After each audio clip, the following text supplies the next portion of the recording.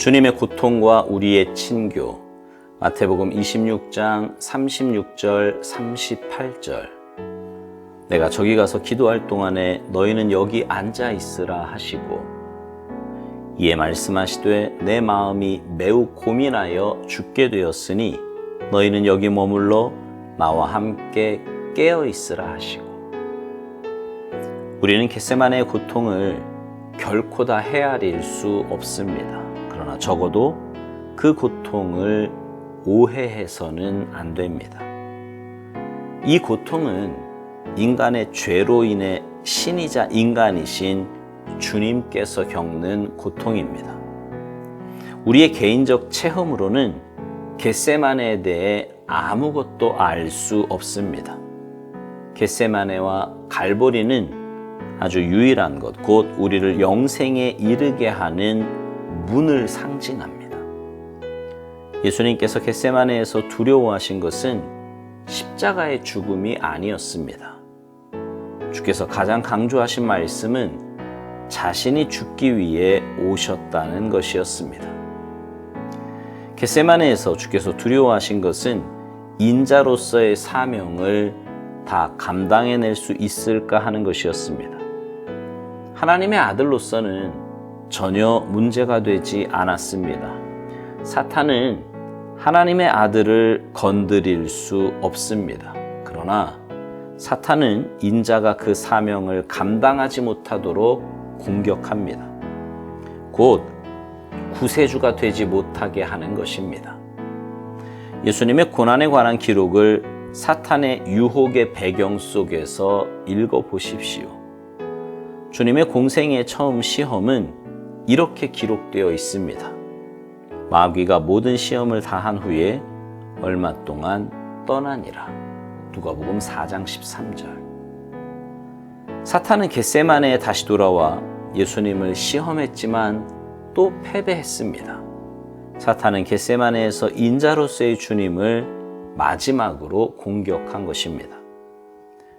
겟세마네의 고통은 하나님의 아들이 세상의 구세주가 되기 위해 자신에게 주어진 사명을 완수해야 하는 고통이었습니다. 우리를 하나님의 자녀가 될 수 있도록 하시기 위해 주께서 어떠한 대가를 치르셔야 하는지 그 비밀이 다 드러났습니다. 주님의 고통은 우리의 구원을 위한 유일한 반석입니다. 그리스도의 십자가는 인자로서의 승리입니다. 십자가는 우리 주께서 인류를 구원하시기 위해 승리하셨다는 표시입니다. 따라서 인자께서 고통을 겪으심으로써 누구든지 지금 하나님의 존전에 나아갈 수 있는 것입니다.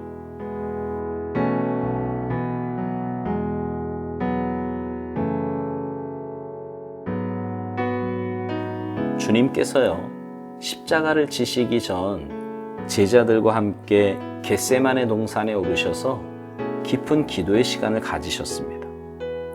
육신의 몸을 입고 인자, 곧 사람의 아들로 오신 주님께서 그 처절한 고통과 고난을 감당해내실 수 있도록 하나님의 은혜와 뜻을 구하는 시간이었습니다. 그 겟세마네의 기도와 갈보리 십자가의 은혜가 우리를 영생에 이르게 하는 문을 상징한다고 오스왈드 목사님은 말합니다. 그렇습니다.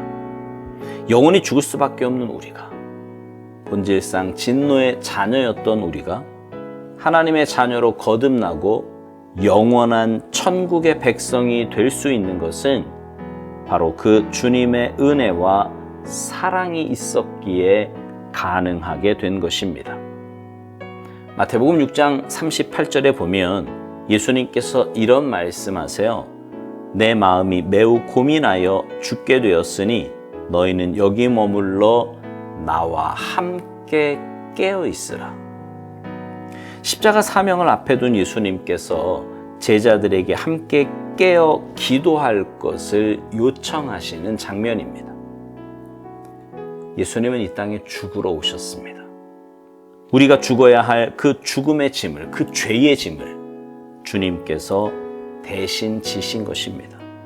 그래서 그 십자가의 죽음 자체가 주님께 두려운 건 아니었어요. 그러나 주님께서 그렇게 기도하신 이유는 인자로서의 사명을 다 감당해낼 수 있을까 하는 것 때문이었습니다. 주님께서 공생애를 시작하실 때부터 겟세마네에 이르기까지 사탄은 인자 되신 주님을 계속해서 공격했습니다. 하나님의 아들로서의 예수님은 감히 사탄이 건드릴 수도 범접할 수도 없는 분이셨습니다.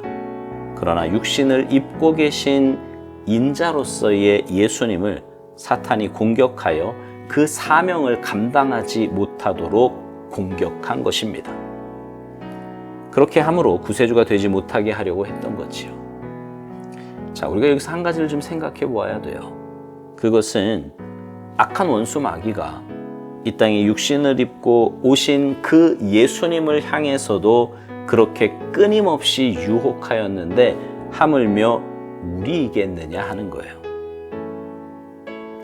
불완전한 육신을 입고 이 땅에 사는 우리는 주님 앞에서는 그날까지 사탄의 유혹에서 자유로울 수 없습니다. 어떤 분들은 예수 믿으면 고난도 없고 유혹도 없고 아픔도 없다고 말하는데 절대로 그렇지 않습니다. 육신을 입고 이 땅에 사는 한 우리는 그 모든 걸 피해갈 수 없습니다. 그렇다면 우리에게 필요한 것은 그 모든 유혹과 고난을 이겨낼 수 있는 힘과 은혜예요. 예수님께서 그러셨듯이 우리도 하나님께 기도하며 하나님의 은혜를 구하여 하나님께로부터 오는 힘과 능력으로 그 모든 것을 이겨낼 수 있어야 합니다. 제가 늘 말씀드리듯이 우리는 이긴 싸움하는 존재들이거든요. 주님께서 이미 이기셨고 우리는 그 주님으로 인해 하나님의 자녀가 되었기 때문입니다. 오스왈드 목사님은 주님께서 우리를 하나님의 자녀가 될 수 있도록 하시기 위해 어떤 대가를 치르셔야 하는지 그 비밀이 겟세마네 동산에서 다 드러났다고 말합니다. 그렇습니다. 주님의 고통이 우리를 영원한 안식과 평강과 구원으로 이끌었습니다. 그리고 이 세상의 그 어떠한 것도 그것을 대신할 수 없습니다. 주님의 고통이 우리의 구원을 위한 유일한 길이다 이 말이에요. 오스왈드 목사님은 그리스도의 십자가가 인자로서의 승리라고 표현합니다. 인자 대신 주님께서 십자가를 지셨고 죄인된 우리를 위해 인간의 몸을 입고 십자가를 지셨기에 우리의 모든 죄값이 치러졌다는 말입니다.